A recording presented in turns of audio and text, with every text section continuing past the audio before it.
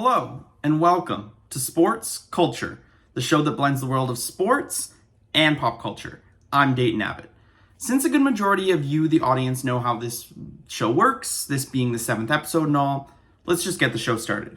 However, if you don't know how the show works, feel free to watch prior shows where I tell you how the show works, and you'll figure it out from there. Now, here's our first segment. Sports, and in sports this week, we are going to be wrapping up the 2023 MLB season and looking ahead to free agency. Now, recapping the World Series, the Texas Rangers have won the World Series over the Arizona Diamondbacks, winning the series, the best of 7, 4-1. The World Series MVP was Corey Seager. It is the second time that he has won the award after winning his first World Series MVP with the Dodgers, the Los Angeles Dodgers in 2020.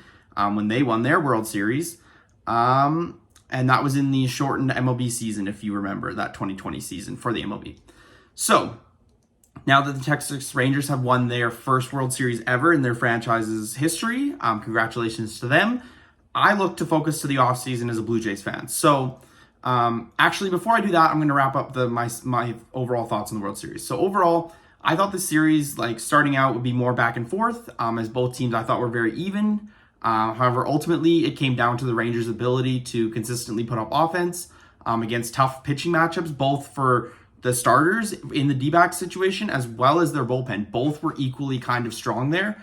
And then the Diamondbacks' ability to not score runs despite getting runners on base, that's what the series boiled down to. D-backs couldn't score, Texas did score, and the pitching just held it down from there, and that's why they won 4-1. So, back to what I was saying about the offseason. As a Jays fan, I look to the offseason now after the Texas Rangers have won the World Series. And lots of players have been declining their player options to test free agency this year. Notably, the list includes Marcus Stroman from the Chicago Cubs, Eduardo Rodriguez opting out from the last 3 years of his deal with the Detroit Tigers. You have Tim Anderson out in Chicago with the White Sox declining his deal. You have Canadian 40-year-old first baseman Joey Votto getting his option declined, although he says he wants to keep playing, so maybe like a veteran minimum deal or something.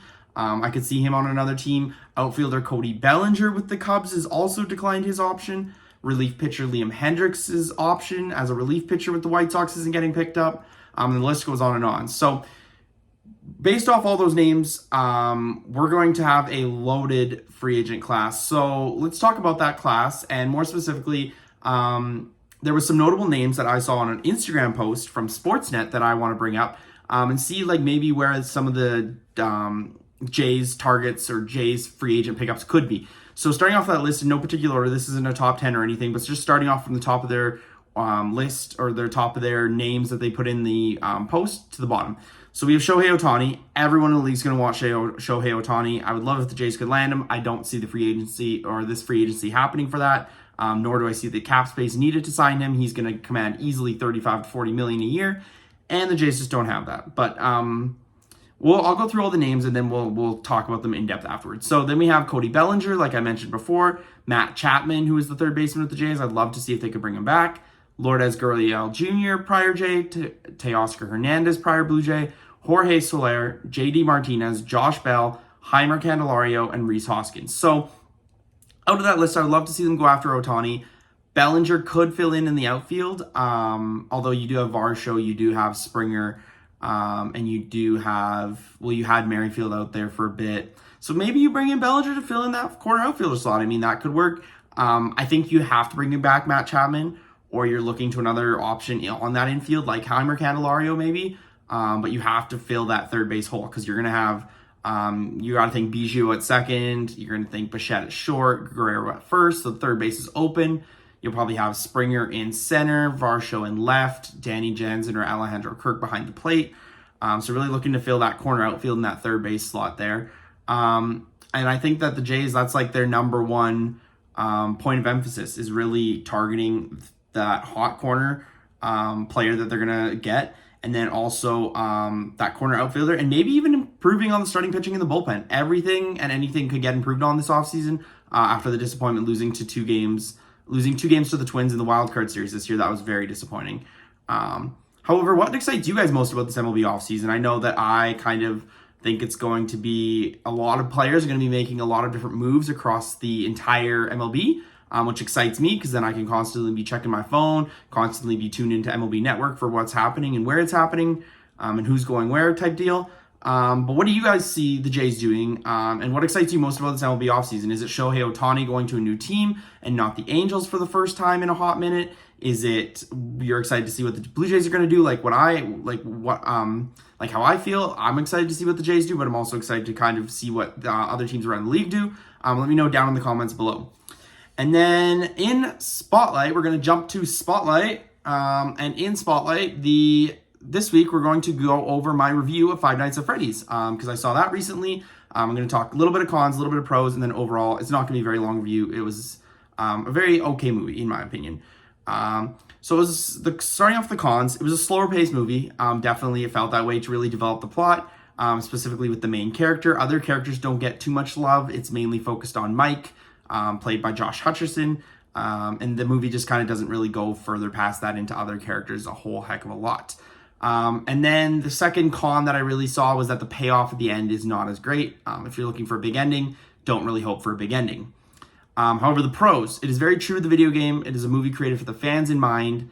I really did appreciate the occasionally funny moments with the YouTuber fill-ins or the YouTuber characters that they created roles for them. I really liked those funny comedic moments. Those I wish they had more of, I wish they had more of them, and I wish they played them up a little bit more because they're going to play it safe and they're not going to do like a gory horror movie. Play up the funny moments and really make it go there. And then ending off the pros, if you go into it with no expectations at all and you just want to see Five Nights at Freddy's the movie, you're going to have a really great time. Just don't read a whole lot of the critics reviews and just don't, maybe just watch the trailer and then go see the movie. But overall, I rated it a 6 out of 10. What do you guys rate it? Have you seen it yet? Will you see it in theaters? Will you wait until it comes out on streaming? Let me know down in the comments below. I thought it was pretty good, but nothing to write home about, nothing special. Just an okay movie. And then to this week's recommendation. This week's recommendation is a video game. So probably the first video game recommendation I've done. But that's because Fortnite, the video game Fortnite, recently came out with an update bringing back a past map from years ago that most people remember or when they were playing the game. Most people have either stopped playing the game or they just kind of got bored and uninterested. But they brought back this old map, and they are calling this new season, is what they call it, is Fortnite OG, in honor of bringing back that past map. And so I got my first chance to play it with my best friend Percy last night, and I had just a ton of fun. From exploring the old locations to the old guns. It was just a ton of fun playing Fortnite in a new way once again. And I know it's going to fizzle out, and I know it's going to die off, but last night was super fun, and I think I'm going to have a ton of fun with Fortnite OG and this new season of the video game because it's just going to be fun to play with those old guns again, explore the old locations because you sometimes forget what they looked like. And yeah, so my question to you guys, ending off my recommendation, is go play Fortnite, go play the new OG season. What are your thoughts on Fortnite? Do you play it? Do you not play it?